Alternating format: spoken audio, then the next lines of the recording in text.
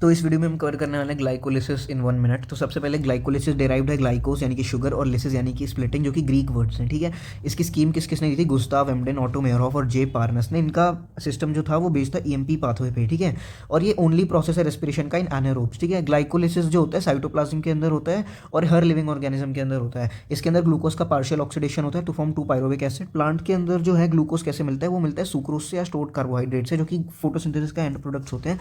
अब ग्लूकोज जो होता है 10 चेन रिएक्शन के थ्रू गुजरता है। इसके अंदर 10 डिफरेंट एंजाइम्स का यूज होता है और एंड में जाके पायरुवेट बनता है। सबसे पहला स्टेप है सुक्रोज से बनता है glucose and fructose by the enzyme invertase. अगले स्टेप में ग्लूकोज टूट के बनाता है ग्लूकोज 6 फॉस्फेट। टूट के नहीं बनाता एक्चुअली, इसमें एटीपी यूज हो जाता है और एक फ्री फॉस्फेट इसमें जुड़ जाता है। ठीक है, तो एक एटीपी यूज हुआ है सेकंड स्टेप में। अगले स्टेप में ग्लूकोज 6 फॉस्फेट बनाता है fructose 6 phosphate bye isomerase enzyme. फिर अगले स्टेप में एटीपी का यूज़ होता है वापस से और काइनेज एंजाइम का यूज़ होता है टू फॉर्म फ्रक्टोज 1,6 फॉस्फेट। अब अगले स्टेप में 2 पार्ट में ब्रेक होता है, एक है ढप और एक है गप या फिर पगाल। ठीक है, इसके 2 मॉलिक्यूल मिलते हैं 3-3 कार्बन के। और इस स्टेप में अगले स्टेप में 6 स्टेप में NAD+ का यूज़ होता है। ठीक है, और NADH बनता है यहाँ पे। ठीक है, फॉर्म्ड और बनता है 1,3 फॉस्फोग्लिसरेट यानी कि बपगा, और इसके 2 मॉलिक्यूल बनते हैं और ये 3 कार्बन का होता है।